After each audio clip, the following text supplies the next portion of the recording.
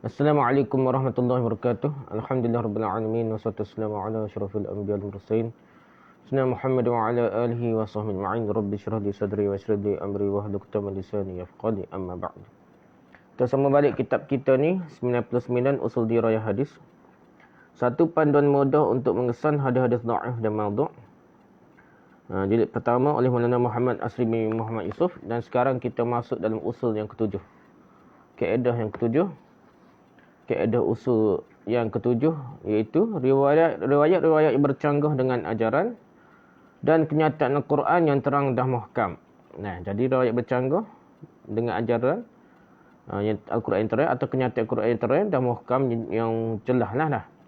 Yang tidak ada kesamaran. Kalau ada riwayat tersebut, kita kena tolak. Benda ni pelik, benda bercanggah dengan ajaran Islam lah, dengan ajaran Al-Quran. Antara contoh ni, contoh pertama nak bincang sini iaitu Babun zikrun.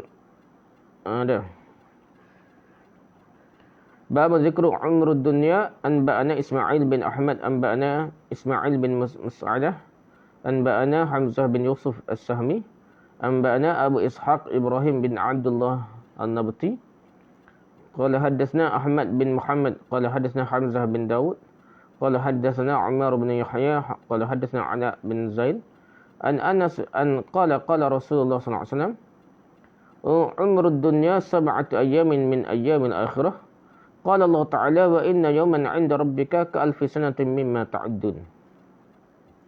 Maksudnya umur dunia adalah selama 7 hari daripada hari-hari akhirat. Allah Ta'ala telah berfirman, sungguhnya satu hari dari hari akhirat di sisi Tuhanmu adalah menyamai 1000 tahun dari yang kamu hitung. Yang ini surah Al-Hajj ayat 47. Jadi 7 hari daripada hari akhirat. Umur dunia ni. Satu hari dari hari akhirat, 1000 tahun dunia ni. Gitu, lebih kurang ni. Rujukannya Ibn Jauzi dan Al-Mawdu'at jilid 3 muka surat 243. Sanad hadis yang dikemukakan di atas adalah sanad beliau lah, sanad Ibn Jauzi dari kitab Mawdu'at. Dan Ibn Hibban dan Al-Majruhin jilid 2 muka surat 180. Ibn Araq Al-Kinani Tanzihus Syariah Al-Murfu'ah jilid 2 muka surat 379. Ad-Dalami dan Al-Firdaus bin Ma'thur Al-Khitab jilid 3 muka surat 57. Komentar. Pertama, Ibnu Jauzi berkata hadis ini telah direka atas nama Rasulullah sallallahu alaihi wasallam. Orang yang tertuduh merekanya ialah Al-Ala bin Zaidan. Ada nama pereka hadis lah. Ali bin Al-Madini berkata dia selalu mereka hadis. Abu Hatim Ar-Razi dan Abu Daud berkata dia adalah perawi yang tidak dipakai hadis-hadis riwayatnya. Ibn Hibban pula berkata dia ni dia tu Al-Ala bin Zaidah lah telah meraihkan satu nuskhah hadis-hadis rekaan palsu daripada Anas. Satu kitab, satu nuskhah yang mana tidak halal menyebutkannya kecuali untuk menyatakan kehairanan terhadapnya. Nak sebut pelik lah. Rujuk Ibn Jauzi dan Al-Mawdu'at jilid 3 muka surat 243. Itu komentar yang pertama dah. Komentar yang kedua, di dalam Al-Quran terdapat banyak sekali ayat-ayat yang menyatakan bahawa hanya Allah jua yang mengetahui tentang tarikh hari kiamat itu dah. Hak sebut bila kiamat. Ada Imam Suyuti sendiri sebut ni 1000 atau berapa tahun dah. Jadi semua tu hak melibatkan bila penentuan tarikh hari kiamat ni, semuanya karut dah. Tak kira lah ulama usaha mana pun dah. Allah tidak memberitahu kepada sesiapa pun tentangnya sama ada dari kalangan manusia, malaikat ataupun jin sesuai dengan kehendak dan hikmahnya. Untuk itu sila lihat umpamanya ayat berikut. A'udzubillahi minasyaitonirrajim. Yas'alunaka 'anis sa'ati ayyana mursaha qul innama 'ilmuha 'inda rabbi la yujalliha liwaqtiha illa hu zaqulat fis samawati wal ard la ta'tikum illa baghtah yas'alunaka ka'annaka hafiyyun 'anha Qul innama 'ilmuha 'indallah walakinna aktsaran nasi la ya'lamun. Bermaksud, mereka menanyakan kepadamu tentang kiamat. Bilakah terjadinya kiamat? Katakanlah sungguhnya pengetahuan tentang kiamat itu adalah pada sisi Tuhanku. Tiada sesiapa pun yang dapat menjelaskan waktu kedatangannya selain dia, kiamat dah. Bahkan sebenarnya dekat tanda-tanda kiamat besar pun tak boleh kita reka-reka dengan sangkit lah. Tambah-tambahlah kiamat sungguh. Kiamat itu amat berat huru-haranya bagi makhluk yang ada di langit dan di bumi. Kiamat itu tidak akan datang kepadamu melainkan dengan tiba-tiba. Kita tak ready pun. Kita tak payah bersedia kita kena cari lah. Tak payah cari Imam Mahdi lah, Nabi Isa lah. Tak payah cari dah. Dia mari tiba-tiba kita automatik dah. Biasa hak cari ni karut dah. Mereka bertanya kepadamu seakan-akan kamu benar-benar mengetahuinya bila dah kiamat. Katakanlah, sungguhnya pengetahuan tentang hari kiamat itu adalah di sisi Allah, tetapi kebanyakan manusia tidak mengetahui. Surah Al-A'raf ayat 107. Tapi mereka berkata bukan demo ni aksaran nas ni. Bukan kebanyakan manusia. Mereka ni hak sedikit manusia tahu. Ni belik aja lah. Walakin aksaran nas la ya'lamun. Secara umumnya tak tahulah. Nah, tahu-tahu pun dekat dengan kiamat lah dah. Jadi hak jenis cepat menentukan nilai Imam Mahdi. Kiamat ni tanda kiamat lah. Berlaku tahun 2000 lah macam dulu gak Syekh Nazim Al-Qubrusi dah. Tariqat tariqat Naqsyabandi dah. Jadi gitu dia bodoh mereka meramah-ramah, suka meramah-ramah. Pokok ni berasa dekat dengan Tuhan, bahkan kadang-kadang ganti kerja Tuhan dah. Suka menang meramah-ramah, dia tidak berasa gerung kecuk perut di hadapan Allah SWT. Dia anggap mereka ni tak tahu wali Allah SWT, suka meramah-ramah dah. Kalau orang beriman dengan ayat Quran ni, akan jadi kecuk perut dah. Jadi tak akan mudah-mudah meramah ini Imam Mahdi dah. Tentu orang ni, mesti dah orang ni Imam Mahdi dah. Mudah-mudah tidak gitu dah. Imam Mahdi ni tak automatik. Tak payah kita tu dia akan naik dengan sendiri. Tak payah kita cari ni. Tak payah kita tentu wajib kita tentu dah. Karut lah kau dah. Okey, tu ayat pertama dah. Ayat kedua. Innallaha 'indahu 'ilmus sa'ati wa yunazzilul ghaitha wa ya'lamu ma fil arham. Wa ma tadri nafsum madza taksibu ghadah. Wa ma tadri nafsum bi ayyi ardin tamut. Innallaha 'alimun khabir. Bermaksud sungguhnya Allah hanya pada sisinya sajalah pengetahuan tentang hari kiamat. Dan dialah yang menurunkan hujan dan mengetahui apa yang ada dalam rahim, kandungan lah. Dan tiada seorang pun yang dapat mengetahui dengan pasti apa yang akan diusahakannya esok. Dan tiada seorang pun yang dapat mengetahui di bumi manakah dia akan mati. Sesungguhnya Allah Maha mengetahui lagi Maha mengenal. Surah Luqman ayat 34. Itu kaedahnya. Ni mengaku Habib dan mengaku tok guru dan apa. Berhimna nak ambil kerja Tuhan ni tak. Benda-benda suka menang meramah dah. Lepas tu kata keramat dah. Kalau betul beriman tak suka meramah dah. Tersebut je jaga tu lah. Dan ni memang orang cari dia tak boleh hasil lah, tak boleh gapo orang cari dia kerana memang tahu nak meramah dah. Lepas tu berasa ya Allah sungguh. Tahu benda gaib boleh baca hati karut lah. Kalau betul beriman ya kecuk perut pada ayat ni dia tak suka meramah dah. Benda tu Allah tentukan. Bukan kerja aku dah. Bukan nak menyombongkan diri dah, nak sebut dia mulut masih lah dah. Tak sah lah, dah karut dah. Jadi kita kena buat berdasarkan zahir dia, berdasarkan putus dia, dan kita tak usah meramah, tidak mahu meramah. Orang ni jenis tak wali, ni kerja ni meramah dah.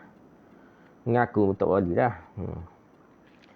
Ayat ketiga pula, yas'alukan nasu 'anis sa'ah, qul innama 'ilmuha 'indallah, wa ma yudrika la'alla as-sa'ata takunu qariba. Bermaksud manusia bertanya kepadamu tentang hari berbangkit, hari kiamat lah. Katakanlah sungguhnya pengetahuan tentang hari berbangkit itu hanyalah di sisi Allah. Dan tahukah kamu wahai Muhammad, boleh jadi hari berbangkit itu sudah dekat waktunya. Surah Ahzab ayat 3. Setakat ayat dekat. Itu ayat berapa tahun dah? Tak kira lah tok guru, tok wali lah. Imam Suyuti ke gapo duk ramah tahu-tahu. Dan umur umat Islam, umur umat Muhammad dah buat kitab gapo dah. Lepas tu adalah sandaran dia penting benda ni jelas. Tak boleh ramah dah. Kalau beramah pun Allah akan buat tak kena lah. Supaya nampak kelemahan kita meramah tu dah. Ni betul-betul kita tok guru, tok wali lah. Logat nak meramah. Lepas tu banyaklah babah kau saya.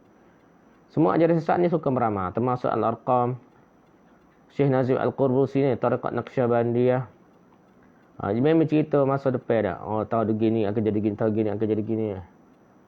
Begitu juga ni Syekh Ghulam Ahmadiyah Qadiani dah. Nabi palsu, Nabi baru tu. Pun suka meramal juga. Semua hak ramalnya terbabah habis. Dan gitulah ceritanya nak. Suka meramal ni nampak dah. Allah nak suruh terbabah pokok ni dah. Ramal kau tak jadi dah. Okey. Dalam yang poin ketiga, komentar ketiga dah. Di dalam hadis yang dikenali sebagai hadis Jibril, tersebut pertanyaan Jibril kepada Nabi SAW. Bilakah akan berlaku kiamat? Jibril tanya Nabi dah. Jawab baginda SAW. Tidaklah orang ditanya lebih tahu daripada bertanya. Orang hak dia tanya tu Jibril tu lebih tahu daripada Nabi hak kena tanya.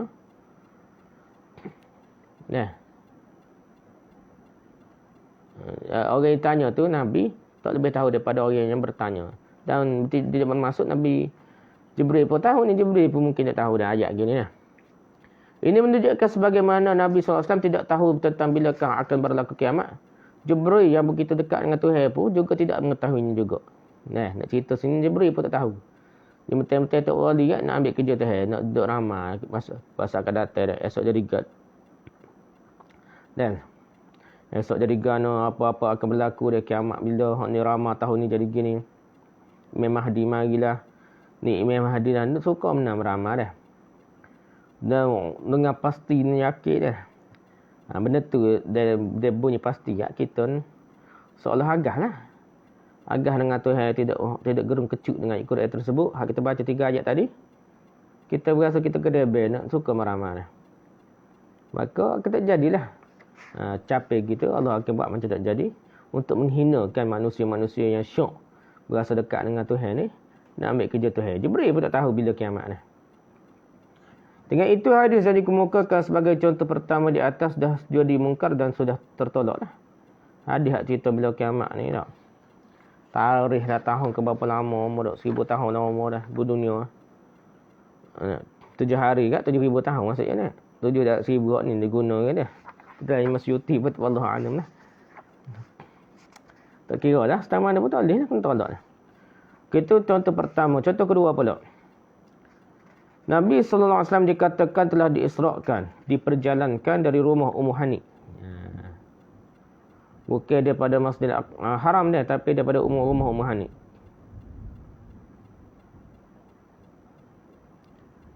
Riwayat yang menyebutkan demikian dikemukakan oleh Ibn Ishaq dalam Maghazinya. Dalam kitab sejarah Maghazi. Sejarah lah. Ada sebut dah. Di bawah ini dikemukakan teks riwayat berkenaan bersamaan terjemahannya. Hadis Ummu Hani an Masrahu sallallahu alaihi wasallam. Qala Muhammad bin Ishaq. Wa kana fima balaghani an Ummi Hani binti Abi Talib radhiyallahu anha. واسمها هند في مصر رسول الله صلى الله عليه وسلم أنها كانت تقول ما أسري برسول الله صلى الله عليه وسلم إلا وهو في بيتي نام عندي تلك الليلة في بيتي فصلى العشاء الآخرة ثم نام ونمنا فلما كان قبيل الفجر أهبنا رسول الله صلى الله عليه وسلم فلما صلى الصبح وصلينا معه قال يا أم هني لقد صليت معكم العشاء الآخرة كما رأيت بهذا الوادي ثم جئت بيت المقدس فصليت فيه ثم قد صليت صلاة الغداة معكم الآن كما ترينا ثم قام ليخرج فأخذت بطرف ردائه فتكشف عن بطنه كأنه قبطية مطوية فقلت له يا نبي الله لا تحدث بهذا الناس فيكذبوك ويؤذوك قال والله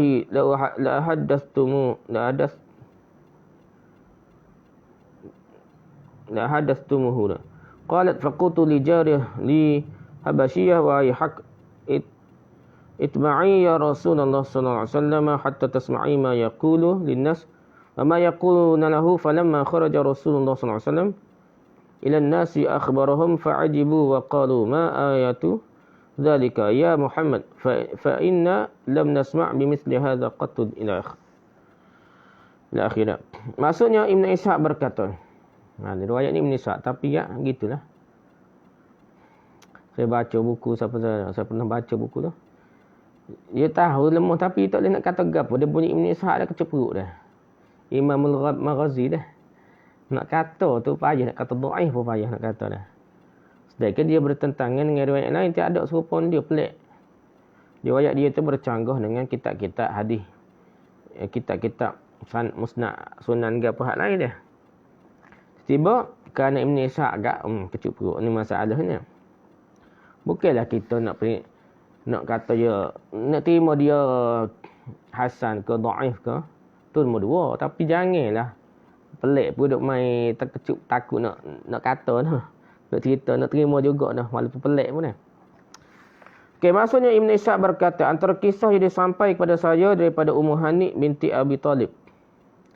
Nah, Ibn Ishaq siapa dia memang jalan mana tahu dah, siapa ke Ummu Hani binti Abi Talib berhubung dengan Isra', perjalanan Rasulullah daripada Mekah ke Baitul Maqdis dah. Berhubung dengan Isra' Rasulullah SAW ialah beliau menceritakan Rasulullah SAW tidak diisra'kan melainkan ketika baginda SAW berada di rumahku, rumah Ummu Hani lah. Baginda SAW tidur di sampingku. Depek lah. Laki bini kan, macam laki bini. Pada malam itu di rumahku. Di rumah Ummu Hani. Sedangkan Ummu Hani ada tak lelaki. Nabi dengan Ummu Hani ni sepupu dah. Bukannya mahram dah. Oleh sebab itu adik dia boleh nikah dah. Ali dengan anak Nabi dah. Tidur di sampingku pada malam itu di rumahku. Mula-mula baginda SAW bersemayam isyak kemudian tidur. Ada dah semayam isyak kata dah. Kami pun turut tidur bersama lah. Sebelum fajar Rasulullah telah pun mengejutkan kami lalu bersemayam subuh. Main subuh pula dah.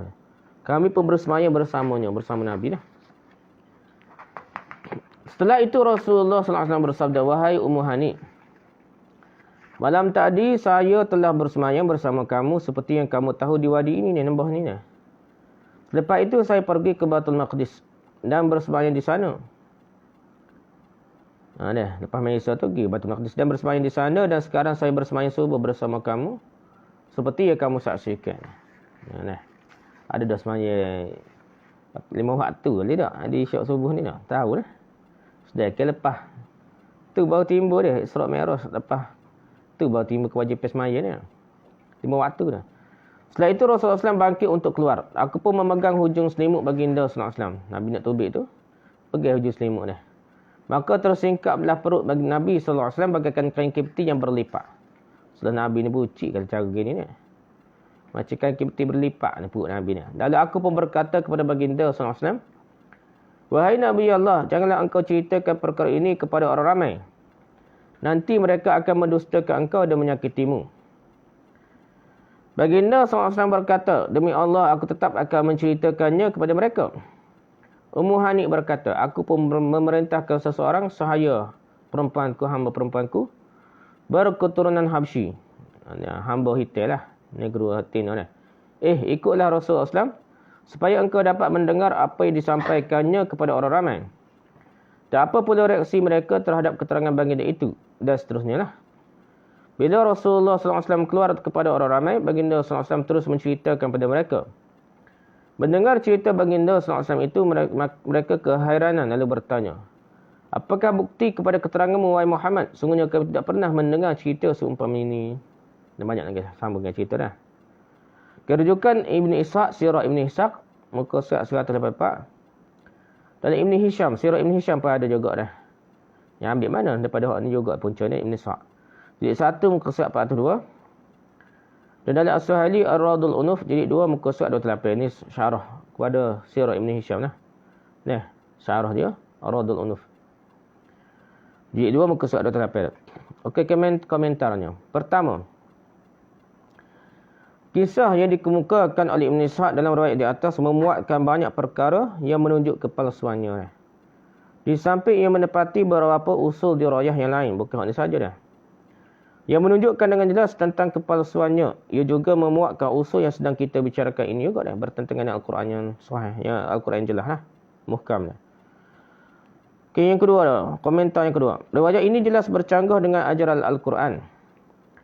Kerana Al-Quran dengan terang menyebutkan baginda diisra'kan dari Masjidil Haram. Bukannya dari rumah Ummu Hani. Dah. Dalam Quran sebut Masjidil Haram. Tapi ada jugalah ulama ni tak. Jadi perbahasannya sebenarnya mana Mekah ni adakah betul-betul Masjid Haram ataupun selain daripada Masjid Haram asalkan Mekah boleh pahala 100,000 korang dah. Dia bincang atau perbincangan. Lepas tu yang ambil ni Umar Hanif pun tetap Masjid Haram juga. Berdasar ada yang ulama berhujah dengan riwayat ini Ibn Ishaq ni daripada rumah Umar Hanif tu Masjid Haram juga dah. Tak kena lah. Kalau nak berhujah tu ambil dalil lah. Jangan ambil ni berat ni. Nah, kalau nak berhujah Masjid Haram tu seluruh tempat di luar daripada Masjid Mekah pun jika Masjid Haram lagi, janganlah ambil hujah ni. Nah, ambil hujah ni hina sangatlah. Kita ustaz, kita guru, kita ulama tiba-tiba ambil dalil yang pelik-pelik gini. Dan yang pastinya Masjid Haram ni sebut dia. Kita tak boleh nak mudah-mudah ta'wil kepada benda lain. Kalau kita nak perbincangan boleh fadilat 100,000 ke ataupun perbincangan Masjid Haram sungguh pun tetap juga tak boleh unduh hujah ni dah. Hujah Muhammad ni bahkan kita kena anggap Masjid Haram betul lah. Tak usah takwil ataupun anggap nak 100,000 ke apa tak usah. Masjid Haram betul-betul Masjidil Haram. Ayat Quran ni kita jangan cepat takwil dah. Ambil yang zahir yang asal. Jangan takwil pergi jauh dah. Bukannya dari rumah Muhammad daripada dari Masjidil Haram. Walaupun di Mekah lagi rumah Muhammad pun tapi bukan dari Masjidil Haram, luar dah. Keliling Kaabah tu, keliling Masjid Haram tu banyak rumah. Okey. Jadi hak kira ni Masjid Haram dalam Quran dah. Auzubillahi minasyaitonir rajim. Bismillahirrahmanirrahim. Subhanallazi asra bi'abdihi lailan minal masjidil haram ilal masjidil aqsa alladzi barakna hawlahu linuriyahu min ayatina innahu huwas samiul basir. Bermaksud suci Allah yang telah memperjalankan hamba-Nya pada satu malam dari Masjidil Haram ke Masjidil Aqsa. Masjid betul lah. Ayat Quran ni minal Masjidil Haram. Ni tak cerita Mekah ke apa. Masjidil Haram betul-betul dah. Ilal Masjidil Aqsa ke Masjidil Aqsa yang telah kami berkati sekelilingnya. Agar kami perlihatkan kepadanya sebahagian dari tanda-tanda kebesaran kami. Kepada Nabi. Tunjuk pada Nabi dah. Sesungguhnya dia adalah maha mendengar lagi maha mengetahui. Surah Isra ayat 1 dah. Okey, komentar ketiga. Ia benar-benar tidak sesuai dengan kedudukan Nabi kita Muhammad SAW. Dan mengaibkan baginda hina Nabi ni tak. Kerana Rasulullah SAW dikatakan telah bermalam di rumah musuh ketatnya Hubairah. Hubairah ni tak lelaki kepada Ummu Hani. Nabi pula tidur sebelah berdamping dia. Dekat ada selimut ke apa tarik bukan main dah. Dekat tidur dekat dengan Hubairah, dengan bini Hubairah. Hubairah ni musuh Nabi, musuh ketat Nabi. Ummu Hani ni sepupu Nabi pun dia ni tak lelaki bini kepada Hubairah. Isteri kepada Hubairah. Dan telah berlaku adegan romantis di antara baginda dengan isteri Hubairah, Ummu Hani binti Abu Talib. Nampak hina Nabi ni. Boleh kata cerita gosip, cerita skandal dah. Skandal dengan bini orang dah. Berat ni hina Nabi setahun ni nak terima riwayat gini. Sangka baik kepada apa? Ibn Ishaq pun jangan sampai bodoh ketemu kita dah. Kita ngaku ustaz tok guru tiba-tiba benda gini boleh terima mudah-mudah ke dia dah. Nampak Nabi ni Allah dengan bini orang dah. Bini orang apa? Bini orang hak musuh Nabi dah. Yang keempat, riwayat Ibn Ishaq itu tidak lebih daripada balaghat beliau yang langsung tiada nilainya di sisi ulama hadis. Balaghat ni dia tak cerita daripada siapa-siapa balag dah. Dan dia hanya menyampaikan sanad dia tidak jelas dah. Kalau balaghat hak paling kuat ni balaghat apa? Tu ni Imam Malik lah dah balaghat. Hak lain tu tak boleh pakai mana lah. Balaghat hak ni pun tak boleh dah. Hasan Basri hak besar, tokoh-tokoh besar. Tambahlah Ibn Ishaq dah. Tak ada nilai lah sedisi ulama hadis. Tak riwayat sanad khabar daripada siapa ke Ummu Hani. Terus. Yang kelima dia, berdasarkan sekian banyak riwayat yang sahih, Ummu Hani pada ketika itu belum lagi memeluk agama Islam. Ummu Hani tak masih Islam lagi semayang kan. Bagaimana dia akan bersemayang berimam ke Rasulullah? Bagaimana dia akan berkata wahai Nabi Allah kepada baginda dia? Bagaimana dia boleh berkata Rasulullah kepada seorang yang tidak dipercayainya lagi sebagai Rasulullah pada ketika itu dah? Ummu Hani ni, riwayat sahih menyebutkan Ummu Hani ni, sepupu Nabi ni, rumah dia tu. Ummu Hani ni baru memeluk agama Islam pada tahun ke-8 Hijrah. Lepas pembukaan kota Mekah dah. Iaitu pada tahun pembukaan Mekah, barulah Ummah Hani masuk Islam dah. Sedangkan peristiwa Isra' Mi'raj itu berlaku sebelum baginda berhijrah ke Madinah lagi. Kira-kira 10 tahun sebelum Islamnya Ummah Hani. Nah, maksudnya 2-3 tahun sebelum berhijrah ke Madinah. Masa tu dah baru-baru Nabi Isra' Mi'raj. Dah, sedangkan Ummah Hani tak masuk Islam lagi. Nah, macam mana semayang Nabi dia? Tu contoh benda-benda yang kita kena fikirlah, kritis. Okey, contoh ketiga. Banyak lagi. Oi.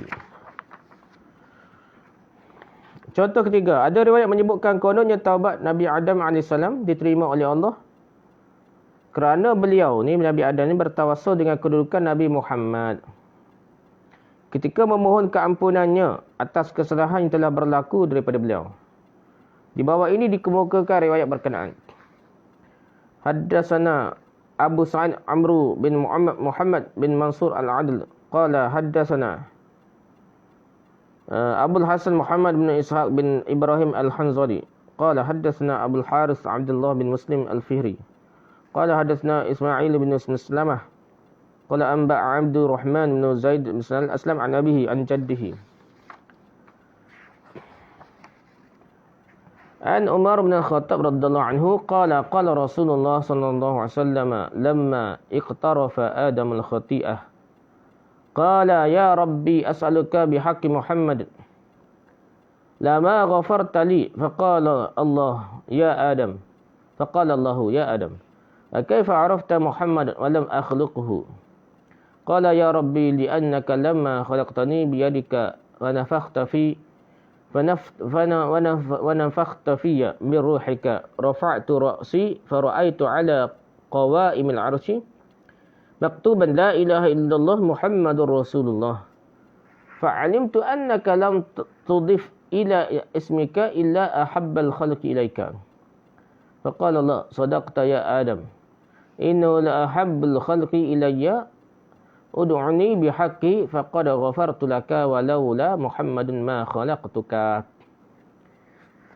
Okey, bermaksud Umar bin Al-Khattab radhiyallahu anhu meriwayatkan katanya Rasulullah sallallahu alaihi wasallam bersabda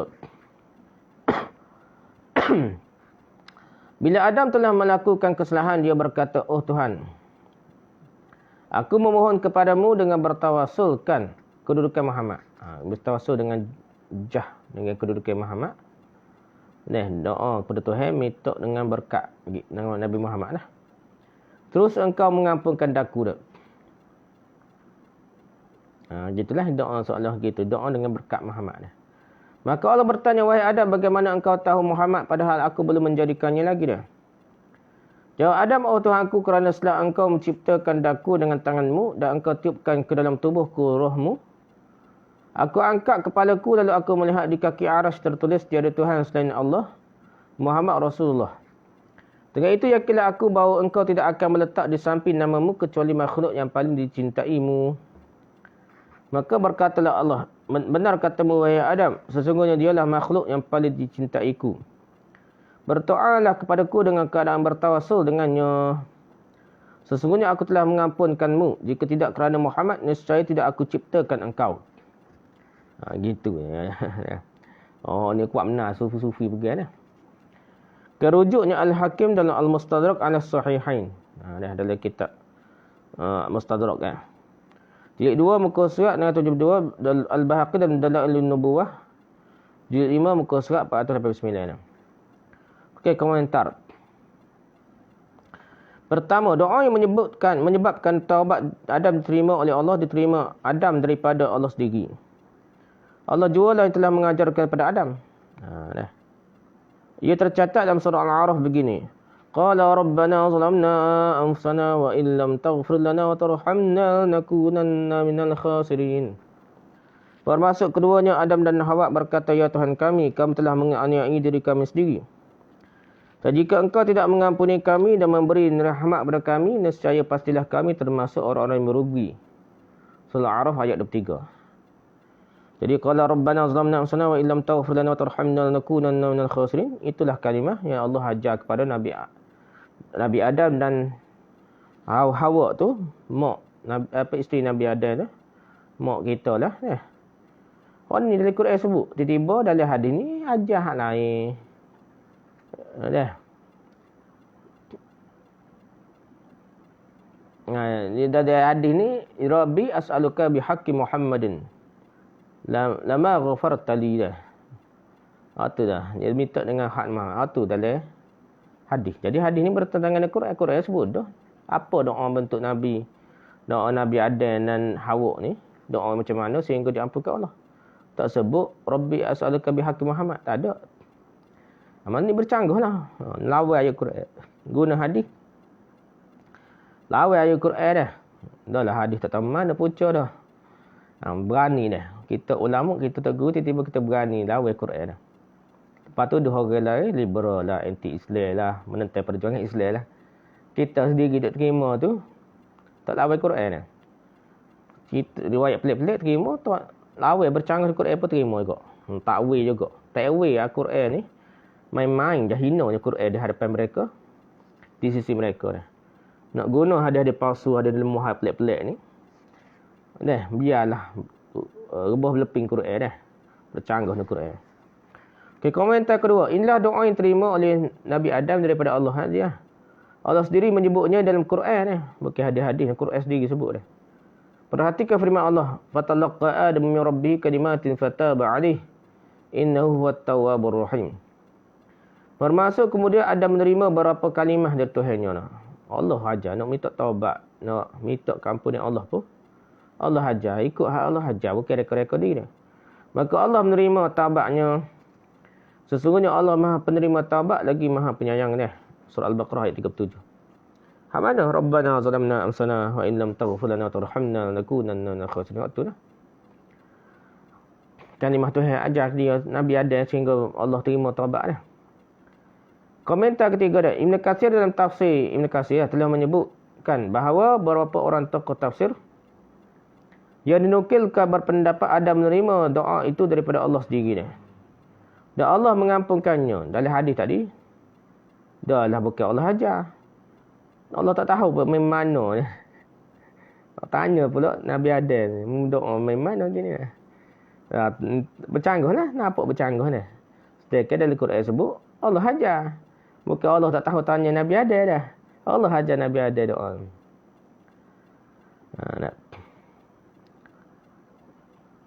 Jadi berpendapat Adam memang menerima doa itu daripada Allah. Dan Allah mengampunkannya dengan berkat doa tersebut. Doa Allah ajar dah. Bukan Nabi direka sendiri oleh Nabi Adam. Mereka ialah Mujahid, Sa'id bin Jubair, Abil Aliyah, Al-Rabi' bin Anas, Al-Hasan, Sambasri lah. Qatadah, Muhammad bin Ka'ab Al-Qarazi, Khalid bin Ma'adan, Atta Al-Khurasani dan Abdul Rahman bin Zaid bin Aslam. Ini tokoh ulama usaha tabi'in ni. Dia kata Allah ajar. Bukannya Nabi ada rekod. Poin keempat dah. Komentar keempat. Hadis yang dikemukakan oleh Al-Hakim di atas. Ustaz Al-Hakim ni. Pula menyebutkan Allah menerima taubat Adam kerana beliau bertawasul. Berambil berkat doa dengan keberkatan dengan kedudukan Nabi Muhammad. Ketika berdoa memohon keampunan kepada Allah. Ini jelas sekali bercanggah dengan Quran. Rekod sendiri. Tidaklah Allah ajar dah. Yang kelima, riwayat di atas jelas menunjukkan doa dengan bertawasul itu tidak terima Adam daripada Allah. Bukan Allah ajar, dia sendiri rekod. Ini adalah hasil agakan Adam semata-mata. Nabi Adam agak-agak nampak nama Nabi Muhammad ni. Dia pun rekod dah. Ya kena meskipun hadis itu dihukumi sahih oleh Al-Hakim. Kena ingat Hakim kata sahih. Tetapi sekian ramai tokoh hadis yang lain telah menghukumnya sebagai hadis maudhu'. Bukan sahihnya maudhu' terus ni. Antara mereka ialah Imam Zahabi sendiri ni. Hafiz Ibn Hajar Asqalani ni. Tokoh besar mazhab Syafi'i ni. Ibn Taymiyah, Ibn Abdul Hadi dan lain semua kata itu hadis palsu dah. Walaupun dia sebut sahih oleh Al-Hakim ni. Ni ketergelinciran lah Imam Hakim ni. Manusia ya. Yang ketujuh, Abdul Rahman bin Zaid bin Aslam merupakan salah seorang perawi dalam rantaian sanad hadis di Hakim di atasnya. Abdul Rahman bin Zaid bin Aslam ni. Padahal dia juga telah dinukilkan oleh para ulama tafsir sebagai salah seorang yang mengatakan taubat Adam terima oleh Allah.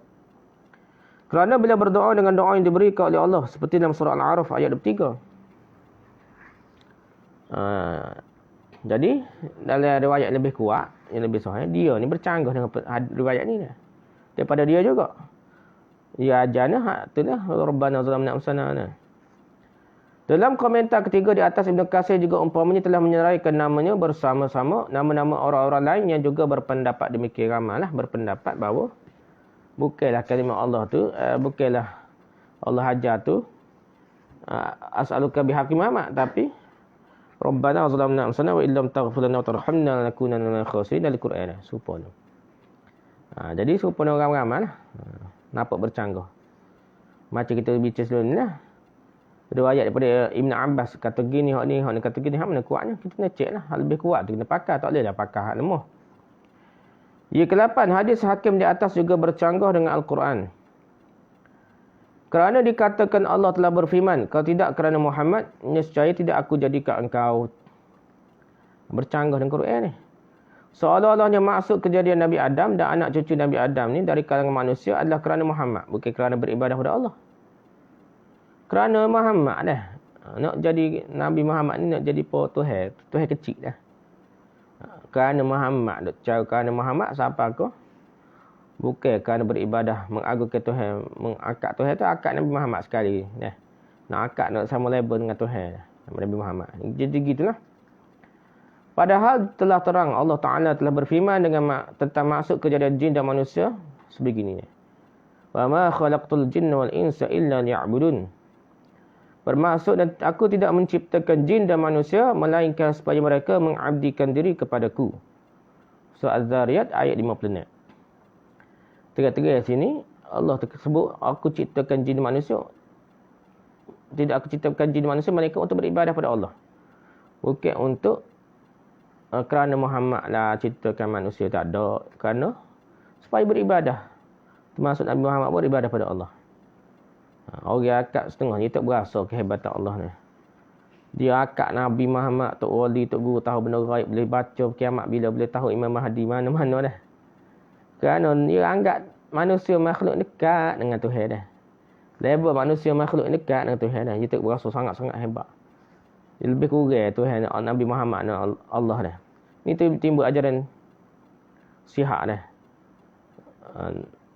Allah tu Muhammad, Muhammad tu Allah.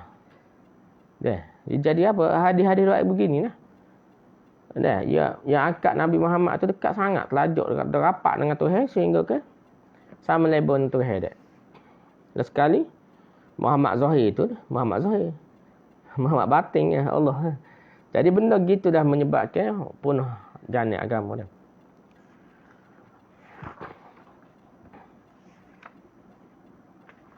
Okey, itu habis dah contoh yang ketiga. Kita pergi contoh keempat pula. Masyarakat bila hampir tiba bulan Zulhijjah, selalu dihidangkan dengan beberapa hadis yang menyatakan kelebihan berpuasa dan beramal soleh pada 10 hari di permulaan bulan itu. 10 hari bulan Zulhijjah lah dah. Dan juga beribadah pada malam-malamnya. Malam-malam dalam 10 Zulhijjah. Antara hadis yang dikatakan terbaik mengenainya ialah hadis yang diriwayatkan oleh Tirmizi. Yang paling baik ni nak. Yang dalam Sunan Tirmizi lah. Lihat hadisnya di bawah ini. Qala haddatsna Abu Bakar bin Nafi' al-Basri. Qala haddatsna Mas'ud bin Wasil. Okey, qala lah. Kemana-mana. Haddatsna Abu Bakar bin Nafi' al-Basri. Qala haddatsna Mas'ud bin Wasil. An-Nahas bin Fahmin. An Qatadah. An Sa'id bin al-Musayyib. An Abi Hurairah an Nabi sallallahu alaihi wasallam qala ma min ayyamin ahabbu ila Allah an yuta'abbada lahu fiha min 'ashri Dzulhijjati ya'dilu siyamu kulli yawmin minha bi siyami sanatin wa qiyamu kulli lailatin minha bi qiyami lailatul qadr. Bermaksud Nabi sallallahu alaihi wasallam bersabda, tidak ada hari-hari yang lebih Allah sukai untuk beribadah kepadanya, kepada Allah lah, daripada 10 hari pertama dalam bulan Zulhijjah. Satu hari berpuasa padanya setara dengan setahun berpuasa pada hari-hari lain. Dan satu malam beribadah padanya setara dengan beribadah pada malam Lailatul Qadar, pada Lailatul Qadar, pada malam Qadar lah.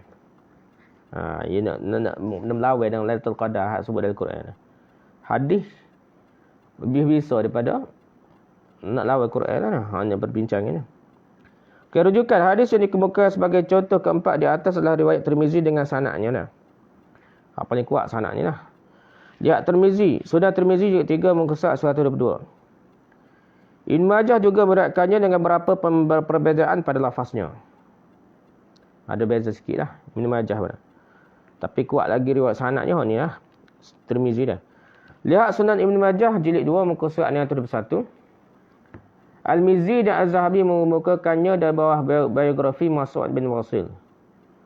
Lihat Tahzibul Kamal jilid 27 muka surat 481 hingga 483. Rujuk Mizanul I'tidal jilid 4 muka surat 100. Nah, tu rujukan dia. Okey, kita tengok komentar dah. Pertama, hadis di atas mungkar, dhaif. Bukan lagi kerana bercanggah dengan sekian banyak hadis-hadis sahih yang lain, malah juga kerana bercanggah dengan ajaran dan keterangan Al-Quran yang jelas, yang muhkam dah. Dalam Al-Quran Allah Ta'ala firman, Lailatul Qadri khairun min alfi syahr. Bermaksud malam qadar, Lailatul Qadar itu lebih baik daripada 1000 bulan. Surah Al-Qadar ayat 3 dah.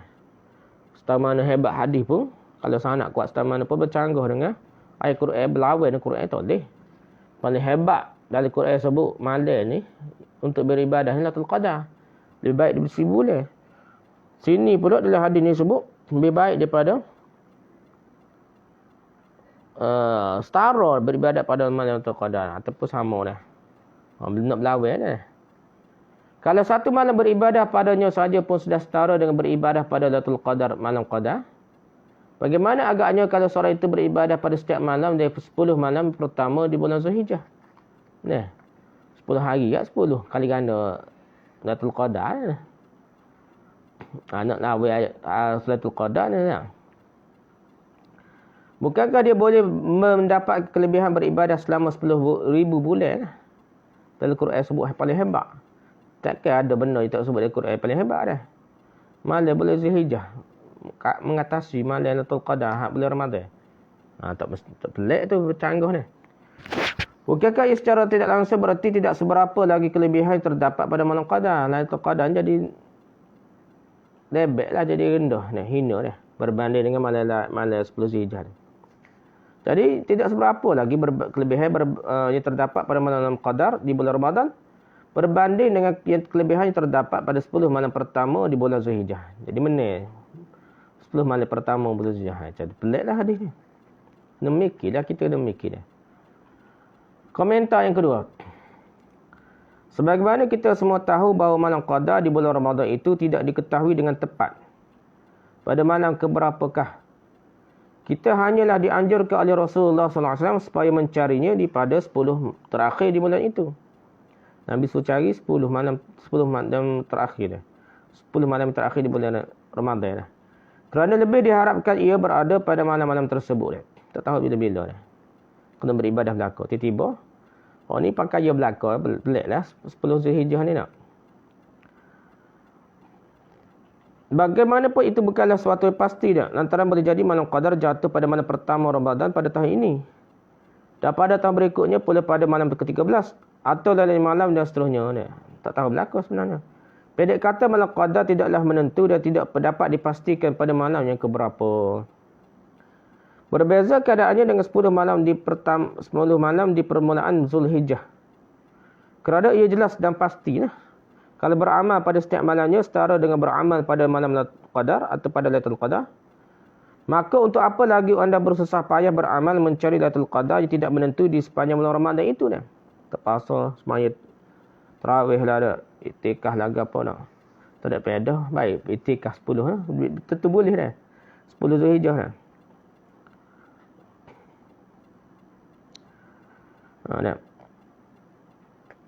Beramal sajalah pada 10 malam di permulaan bulan Zulhijjah.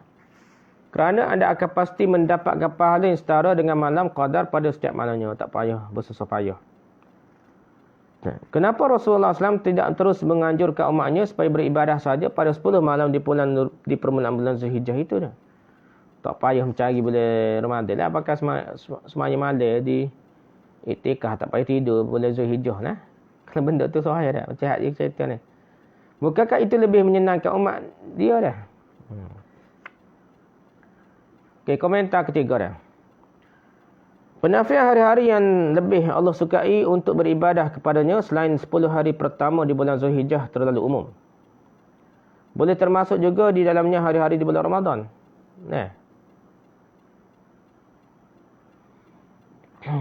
Dikatakan satu hari berpuasa padanya setara dengan setahun berpuasa pada hari-hari lain. Sedangkan ada satu tahun mesti termasuk juga bulan Ramadan. Adakah puasa sunat boleh melebihi puasa yang difardukan oleh Allah dalam Quran? Kita nak mikirlah. Kaedah. Kalau kita mengaji fiqh, kaedah asas dia. Hak fardu ni lah mana tak akan mengatasi. Sunat tak boleh mengatasi yang fardu. Fardu tu lebih besar pahala je. Tiba puasa sunat bulan Zulhijjah ni lebih besar daripada setahun lah. Termasuk bulan Ramadan pun negara dia dia. Bisa puasa 10 sampai 10 dalam 10 Zulhijjah lagi. Pelik lah tu kan. Lawal fardu dah. Baik daripada segi pahala dan ganjarannya atau daripada segi keutamaannya lah. Pahala lebih daripada fardu ke? Keutamaan ganjaran dah. Pelik lah. Kena mikir lah.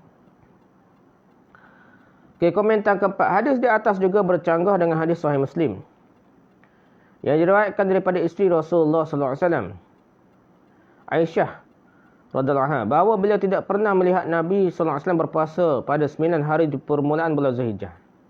Nabi sendiri takkan Nabi kata puasa lepas setahun sehari dia. Tiba-tiba Nabi tak puasa pun 9 hari di bulan pertama bulan Zulhijjah, tak puasa langsung. Imam Muslim membuka hadis itu di bawah tajuk Babu Shaumi Ashri Zulhijjah. Bab puasa 10 hari pertama di bulan Zulhijjah. Lihat hadisnya di bawah ininya. Haddatsana Abu Bakr bin Abi Syaibah wa Abu Quraib wa Ishaq. Qala Ishaq akhbarana wa qala al-akharani qala haddatsana Abu Muawiyah 'an al-Amash an Ibrahim 'an al-Aswad 'an Aisyah radhiyallahu anha qalat ma ra'aitu Rasulullah sallallahu alaihi wasallam sha'iman fil 'ashr qattu. Bermaksud kata Aisyah radhiyallahu anha, tidak pernah sama sekali aku melihat Rasulullah sallallahu alaihi wasallam berpuasa pada 10 hari di permulaan bulan Zulhijjah. Jadi kalau benda tu sangat besar pahala, takkan Nabi tak puasa langsung 10 hari Zulhijjah sampai ke 10 Zulhijjah tu Nabi tak puasa sahabat. Walaupun sahih Nabi suruh puasa hari Arafah dan 9 Zulhijjah, tapi ni Nabi tak puasa langsung dah. Jadi Nabi tak puasa langsung dari 10 hari dalam permulaan bulan Zulhijjah, 1 sampai 10 Zulhijjah. Hadis Muslim ni, hadis ni juga diriwayatkan oleh Abu Daud, Tirmizi, Nasa'i, Ibn Hibban, Ibn Abi Syaibah dan lain-lain. Anda akan temui bermacam-macam takwilan dikemukakan oleh setengah ulama terhadap hadis Aisyah ini. Dia takwil hadis sahih ni. Nak suruh terima hadis dhaif, hadis palsu, hadis gapo ni, terima waktu. Dia takwil hadis sahih ni lah. Ada takwil setengah-setengah ulama terhadap takwilan dikemukakan oleh setengah ulama terhadap hadis Aisyah ini semata-mata untuk pertahankan hadis Tirmizi. Ia dikemukakan di atas sebagai contoh keempat usul ke-10. Padahal hadis Tirmizi itu dhaif dan hadis Muslim itu pula sahih. Terang benderang sahih dah. Mana boleh hadis dhaif mengalahkan hadis sahih? Ni masalah takwil lah, belik lah. Hadis sahih ni belik-belik dah. Nak terima hadis dhaif, hadis palsu, hadis pelik-pelik, nak terima juga dah. Dia tak masalah, dia kacau hadis sahih, dia kacau Quran dah, takwil Quran, takwil hadis sahih. Punah jane hadis sahih, makna hadis sahih, makna Quran punah jane kerana nak bela hadis dhaif. Tu masalah dah. Mana boleh hadis dhaif mengalahkan hadis sahih dah? Antara takwil mereka dah. Pertama, Aisyah hanya menceritakan beliau tidak pernah sama sekali melihat Rasulullah SAW berpuasa pada 10 hari pertama di bulan Zulhijjah. Ya, beliau hanya menafikan melihat sendiri, tapi itu tidak bererti Rasulullah SAW memang tidak pernah berpuasa pada hari-hari itu. Betul ke Nabi tak puasa? Dia kata dia takwil. Aisyah dia dah tahunya, mungkin Nabi puasa sebenarnya.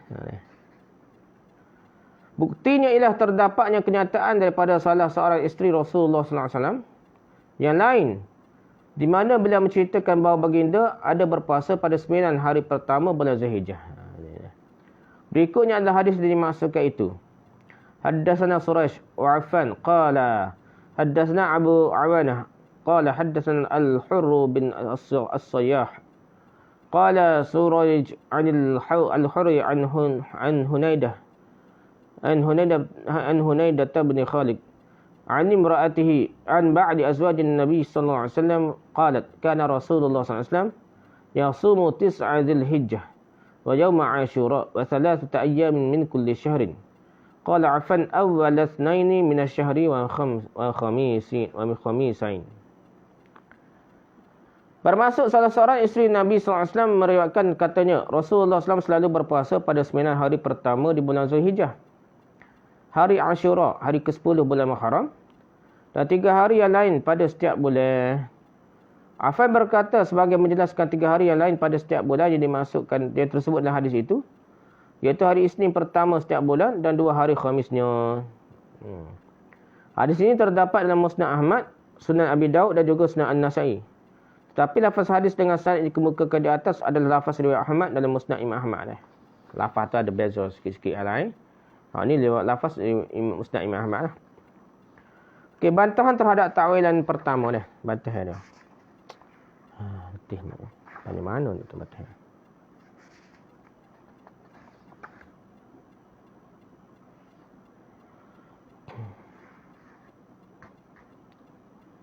Kita pergi dah. Takwilan pertama ni bantahan dia.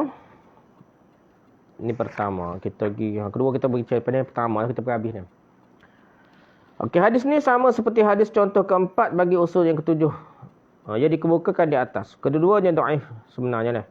Maka ia tidak dapat mengalahkan hadis Aisyah yang diriwayatkan oleh Muslim dalam sahihnya dan juga pengarang-pengarang kitab utama hadis yang telah disebutkan sebelum ini. Hadis ni, kita baca saat ni. Hadis nak ta'wil hadis sahih Aisyah tu, hadis tu dhaif. Walaupun ada ulama mengatakan hadis ini hasan, lebih daripada dhaif lah. Tetapi kebanyakan ulama mengatakan yang dhaif, dan itulah yang betulnya, betulnya dhaif. Tak boleh pergi hasil, tak lagi ni, dhaif. Okay, antara sebab ia dihukum dhaif ialah kerana ittirabnya dah, kerana bercanggahnya dah, kerana berbeza-beza dah lafaz.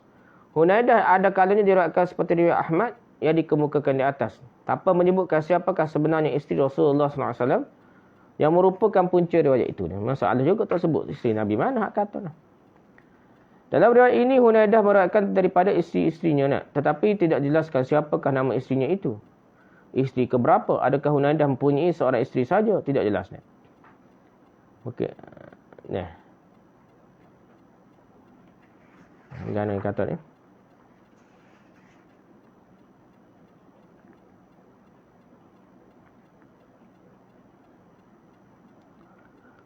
Ya sebelum an Hunaidah bin Khalid an imraatihi. Hunaidah ni lelaki dah. Daripada isterinya. Hunaidah ni lelaki. Hunaidah bin Khalid daripada isterinya. Isteri dia tu siapa dia? Isteri hak mana? Lepas tu isteri Nabi peluk hak mana? Jadi banyak perkara hak tak tahu siapa-siapa ni nak. Bini Hunaidah pun tak tahu, isteri Nabi pun tak tahu dia. Majhul belaka. Adakah Hunaidah ni ada seorang isteri saja dah? Tak jelas juga. Maka isterinya dikira majhul. Tidak diketahui dengan pasti siapakah dia dan bagaimana keadaannya. Adakah ia menempati periwayatan perawi hadis yang sahih? Atau sekurang-kurangnya hadisnya hasan ataupun tidak ni? Sahabat isteri Nabi tak kenal lah. Ya, kulluhum udul dah. Sahabat ni kulluhum udul. Setiap sahabat ni adalah sahih. Adalah adil dah.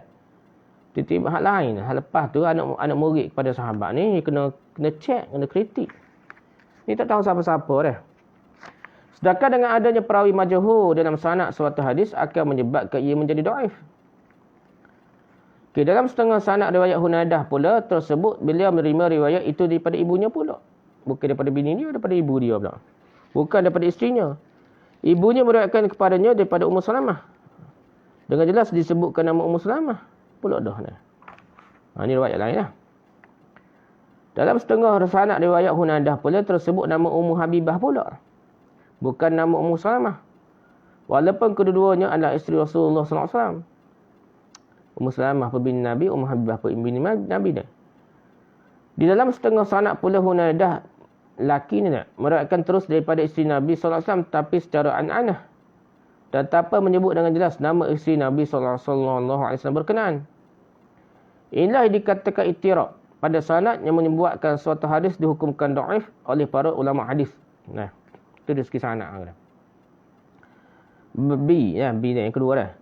Jika diperhatikan dengan saksama lafaz hadis Hunaidah yang dianggap sebagai hadis sokongan bagi hadis Tirmizi tersebut, yang dikemukakan sebagai contoh keempat bagi usul yang ke-10, Anda akan dapati Rasulullah SAW dikatakan selalu berpuasa pada 9 hari pertama di bulan Zulhijjah.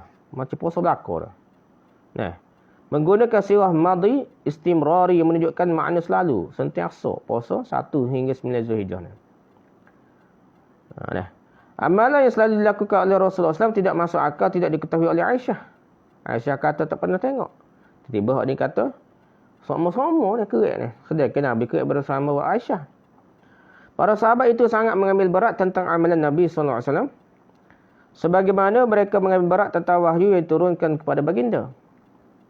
Mereka saling menceritakan pada satu sama lain tentang wahyu yang baru diterima oleh Rasulullah SAW. Atau suatu amalan yang dilakukan oleh baginda. Jadi pakat duk cerita belaka tak. Nabi puasa, kodok. Jadi benda ni tiba-tiba tak ada. Dah hadis yang lebih kuat dah. Lafaz hadis Hunaidah juga berbeza dengan lafaz hadis Abu Hurairah. Jadi dijadikan sebagai contoh keempat itu dah. Lafaz hadis Hunaidah menyebutkan 9 hari pertama di bulan Zulhijjah. Puasa belaka ni. Lafaz hadis Abu Hurairah yang diriwayatkan oleh Tirmizi itu pula menyebutkan 10 hari pertama di bulan Zulhijjah. Maksud 10 Zulhijjah dah. Walaupun ulama-ulama yang menjadikan hadis Abu Hurairah itu sebagai sandaran, mereka mentakwilkan pula 10 hari tersebut dalamnya dengan 9 hari saja.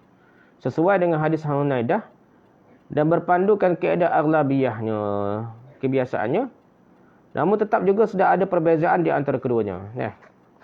Kaedah aghlabiyah atau aksariyah ialah kaedah berdasarkan apa yang kerap atau pada ghalibnya, pada kebiasaannya, digunakan dalam bahasa Arab. Mereka misalnya menyebut 10 padahal sebenarnya 9 yang dimasukkan. Kerana daripada 10 hari itu disunatkan berpuasa pada 9 hari saja. Pada hari ke-10 sahaja tidak disunatkan, malah terlarang, haram berpuasa. Sepakat ini makna hari puasa 10 Zulhijjah ni.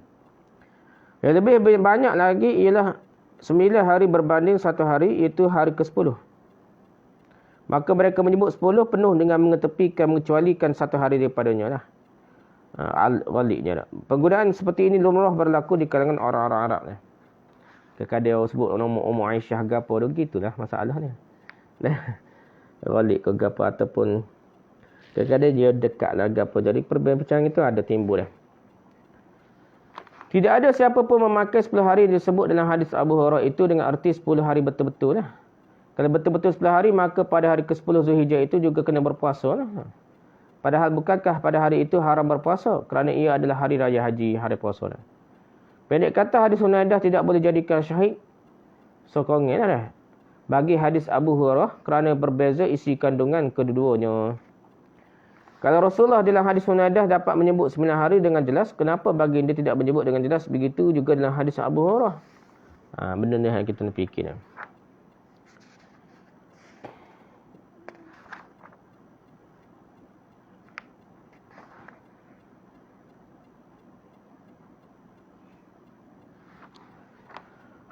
Bagaimana? Habis hal ni. Sepasalah. Okey, kita habis hal juga. Okey, kita pergi kedua dah, takwilan kedua dah. Ada juga yang memberi alasan kepada Aisyah tidak mengetahui Rasulullah SAW berpuasa pada 9 hari pertama di bulan Zulhijjah. Sehingga beliau menafikannya teguh. Aisyah ni teguh nafi. Dia tu tak tahu. Mana-mana kata tak je tengok dah. Dengan berkata, mungkin juga Aisyah tidak pernah melihat Nabi SAW berpuasa pada hari-hari tersebut.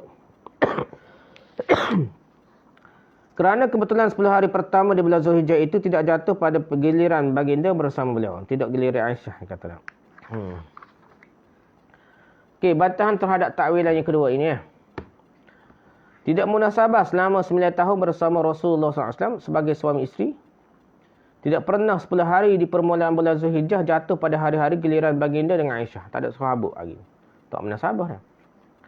Jika diandaikan benar sekalipun andaian tersebut, tidak munasabah juga ia diketahui tidak diketahui Aisyah.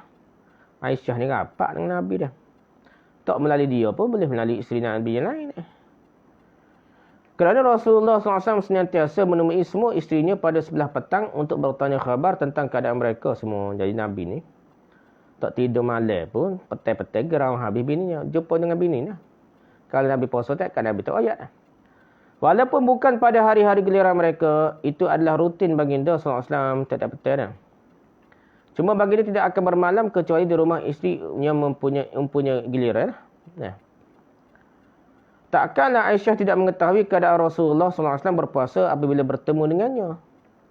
Dan kalaulah berpuasa pada hari-hari itu memang setara dengan puasa setahun pada hari-hari yang lain, beribadah pada setiap malamnya pula setara dengan beribadah pada malam qada atau Lailatul Qadar, itu berarti satu kelebihan yang sangat-sangat besarlah. Kenapa Rasulullah SAW tidak memberitahu kepada Aisyah tentangnya? Kenapa Aisyah dihalang daripada mendapatkan kelebihan tersebut? Nah, tak oyak nanggo Nabi tak oyak dah. Nah. Okey, habis ini tentang bantahan terhadap takwil dah. Komentar kelima dah untuk hadis memula perbincangan dah. Hadis Abu Hurairah yang dikemukakan sebagai contoh keempat usul ke-10 itu sememangnya hadis yang dhaif. Para ulama hadis bersepakat tentang kedhaifannya. Imam Tirmizi sendiri mengatakan ia dhaif gharib. Lihat apa komentar Imam Tirmizi terhadapnya. Imam Tirmizi ni lepas sebut hadis tu bukan dia kata sahih, dia kata gharib. Kita tengok apa kata penuh Abu Isa Imam Tirmizi terhadap hadis-hadis cerita riwayat dia ni, kita hadis dia. Qala Abu Isa hadha hadithun gharibun la na'rifu illa min hadith Mas'ud bin Wasil anin Nahas. Qala wa sa'altu Muhammadan 'an hadha al-hadith falam ya'rifhu min ghairi hadha al-wajhi misla hadha. Wa qala qad ruya 'an Qatadah 'an Sa'id bin al-Musayyib 'an an-nabi sallallahu alaihi wasallam mursalan syai'un min hadha wa qad takallama Yahya bin Sa'id fi Nahas bin Qahmin min qibali hifzihi. Bermaksud Abu Isa iaitu Imam Tirmizi berkata ini hadis gharib, hadis dhaif nah. Kita tidak mengetahuinya melainkan daripada hadis Mas'ud bin Wasil daripada An-Nahas. Aku bertanya Muhammad, yakni Imam Bukhari tentang hadis ini. Beliau tidak mengetahuinya selain daripada diriwayatkan melalui saluran riwayat ini sahaja, tak ada riwayat lain. Beliau juga berkata ada juga diriwayatkan daripada Qatadah daripada Sa'id bin Musayyib daripada Nabi SAW secara mursal sedikit daripadanya. Yahya bin Sa'id Al-Qattan mempertikaikan Nahas bin Qahman dari sudut ingatannya. Yahya bin Sa'id kata ada perawinya lemah lah. Nahas bin Qahman ni tak apa ingat molek dah. Dia selagu dah. Kena monep. Komentar ke-6 ni. Dalam sanad riwayat Abu Hurairah yang dikemukakan oleh Tirmizi itu terdapat dua orang perawi yang dipertikaikan oleh para ulama hadis. Mas'ud bin Wasil dan Nahas bin Qaham. Dalam hadis tu ada dua orang perawi yang dipertikaikan oleh ulama hadis. Lemah lah dah, iaitu Mas'ud bin Wasil dan Nahas bin Qaham. Imam Abu Daud As-Sijistani, Abu Daud At-Tayalisi, Ibn al-Jawzi dan lain mengatakan Mas'ud bin Wasil perawi yang tidak kuat dan dhaif. Mas'ud bin Wasil ni nama dhaif ni. Ibn Hibban walaupun mengemukakan nama Mas'ud bin Wasil dalam kitab Thiqatnya, tetapi beliau juga berkata tentangnya rubbama aghrab. Bermaksud ada kalanya dia meriwayatkan hadis gharib, hadis-hadis pelik-pelik dah. Walaupun kitab Thiqat, kitab yang dipercayai lah, perawi yang dipercayai, tapi sebut dia ada kalanya dia meriwayatkan hadis gharib, hadis pelik-pelik dah. Tak serupa orang dah. Mungkin salah sebut dah, salah riwayat ke apa dah. Imam Tirmizi sebagaimana diukirkan di atas menghukum hadis itu sebagai gharib, dhaif. Beliau hanya mengambil daripada Mas'ud bin Wasil satu hadis itu sahaja untuk kitab sunannya. Imam Zahabi juga pula mengemukakan hadis itu sebagai salah satu hadis Mas'ud bin Wasil yang munkar. Imam Zahabi kata, ni contoh hadis munkar. Mas'ud bin Wasil ni. Nahas bin Qahman pula dikatakan dhaif dan matruk. Bukan dhaif saja, matruk oleh Yahya bin Sa'id Al-Qattan. Matruk ni tertuduh rekod hadis lah. Yahya bin Ma'in berkata tentangnya laisa huwa bisyai'. Dia tiada apa pun, tak ada gapo pun. Ibn Adi pula berkata la yusawi syai'an. Dia tiada nilai langsung. Ibn Adi juga berkata tidak ada orang yang meriwayatkan hadis itu daripada Qatadah kecuali An-Nahas bin Qaham. Dan tidak ada orang yang meriwayatkannya daripada An-Nahas kecuali Mas'ud bin Wasil. Dah. Ibn Adi kata peliklah hadis ni. Ibn Hibban berkata tidak halal berhujah dengan hadisnya. Dia ada tak apa gagah dah. Dia seorang je riwayat gitu dah. Kerana itulah tokoh-tokoh hadis seperti Imam Baghawi, Az-Zailai, Ibn al-Jawzi, As-Suyuti, Al-Munawi dan lain-lain dengan tegas menghukum hadis itu sebagai hadis dhaif. Tengah-tengah Baghawi, Zailai, Ibn al-Jawzi, As-Suyuti, Imam Suyuti dia, Al-Munawi kata hadis itu dhaif. Tengah-tengah dah. Tak ada selain ini hadis dhaif. Dah. Okey, komentar ketujuh. Hadis Tirmizi yang dikemukakan sebagai contoh di atas jika dianalisis dan diamati betul-betul dapat dibahagikan pada 3 bahagian sebenarnya hadis Tirmizi. Bahagian pertamanya bermula daripada awal hadis, iaitu ma min ayyamin ahabbu ila Allah an yuta'abbada lahu fiha min 10 Dzulhijjah. Tidak ada hari-hari yang lebih Allah sukai untuk beribadah kepadanya daripada 10 hari pertama bulan Zulhijjah. Ini okeylah dah. Bahagian keduanya, ya'dilu siyamu kulli yaumin minha bi siyami sanatin. Satu hari berpuasa padanya setara dengan setahun berpuasa pada hari-hari lain. Ini pelik ni, start pelik ni. Bahagian ketiga dan terakhirnya ialah wa qiyamu kulli lailatin minha bi qiyami lailatul qadr. Dan satu malam beribadah padanya setara dengan beribadah pada Lailatul Qadar, pada malam qadar ni. Ini pelik pula. Ada 2 perkara lah peliknya. Mula tu okey dah. Bahagian kedua dan ketiganya memang mengandungi unsur nakarah. Bahagian kedua dan ketiga masalahnya. Unsur nakarah diingkari lah. Nakarah yang terdapat pada bahagian ketiganya paling teruk. Dan lebih dahsyat kerana percanggahannya dengan kenyataan Al-Quran dan hadis-hadis yang sahih. Ketiga berat kali berlawai Al-Quran malam qadar ni. Kelemahan yang terdapat pada bahagian pertamanya masih lagi dapat ditanggung jika ia dilihat berpandukan beberapa hadis yang bertaraf sahih dan hasan. Ada sokongnya hak pertama tu, bahagian pertama. Antaranya hadis riwayat Ibn Abbas dengan lafaz seperti di bawah. Ma min ayyamin al-amalu salihu fiha ahabbu ila Allah min hadhihi al-ayyam.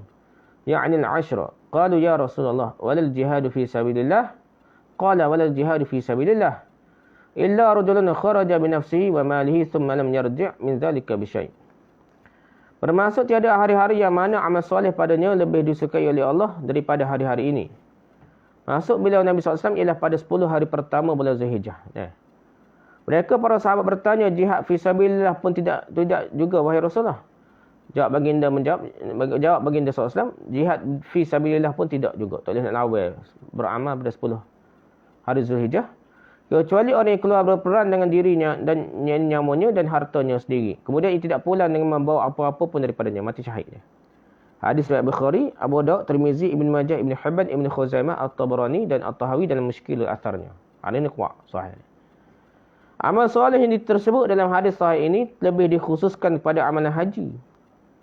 Walaupun tak sebut, adalah hadis itu maksudnya amalan haji.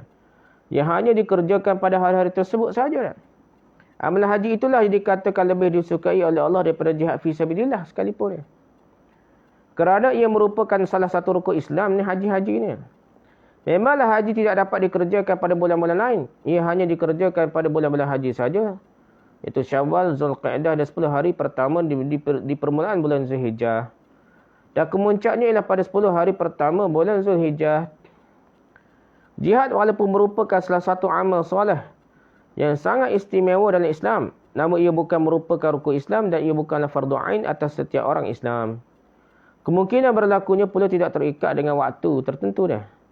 Ia masih fleksibel, masa lain boleh pergi dah.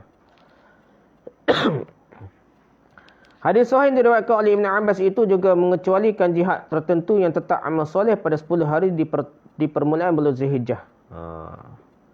Pun tidak dapat menandinginya, itu jihad orang yang keluar berperang dengan diri, nyawa dan hartanya sendiri. Kemudian ia tidak pulang dengan membawa apa-apa pun daripadanya, barulah boleh lawai dah. Maksudnya ialah mati syahid di medan perang fisabilillah, barulah boleh lawai dengan 10 hari bulan Zulhijjah. Ibadah haji dalam hadis-hadis Rasulullah SAW selalu dibandingkan dengan jihad.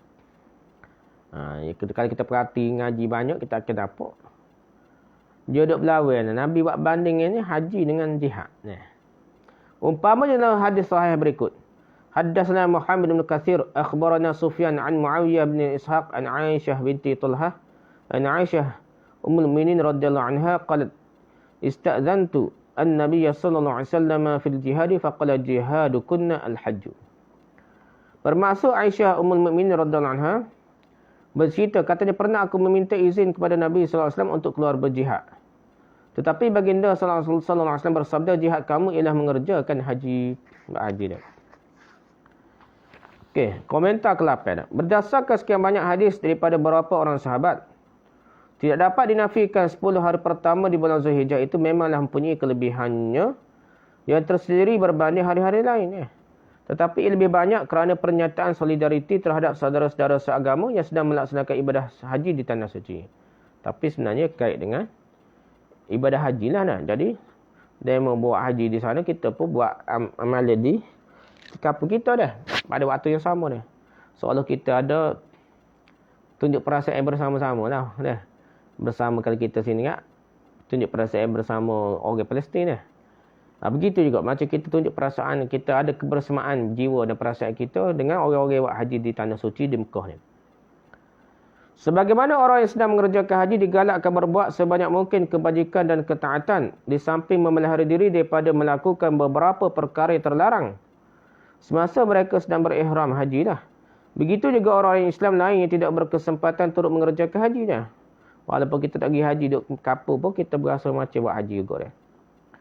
Mereka walaupun tidaklah betul-betul terikat seperti mana orang yang sedang berihram, tetapi tetapi tetap dianjurkan supaya menyerupainya, buat serupa atau buat perangai serupa dengan orang haji dalam beberapa perkara. Seperti tidak memotong rambut dan kuku. Lebih-lebih lagi kepada yang mahu berkorban, tak boleh kat kuku, tak boleh potong rambut dia. Hari-hari korban mereka juga sama dengan orang yang sedang mengerjakan haji di Mekah. Orang yang buat Mekah pun dia korban hari 10 Zulhijjah, 11 Zulhijjah, 12 Zulhijjah, 13 Zulhijjah. Kita duduk kapur pun serupa orang Mekah juga. Masa itulah kita sembelih korban dah. Mereka juga digalakkan berzikir dengan bertasbih, bertahmid, bertakbir dan bertahlil. Seperti orang yang sedang mengerjakan haji di Mekah juga. Semua itu merupakan pernyataan solidariti sebenarnya dah. Kebersamaan kita dengan orang haji dah. Yang kesembilannya. Tidak salah menerima 10 hari pertama di bulan Zulhijjah itu mempunyai kelebihannya berbanding hari-hari yang lain. Berpuasa padanya juga mustahab, tetap sunat lah. Terutamanya berpuasa pada hari ke-9 Zulhijjah. Bagi orang-orang yang tidak mengerjakan haji.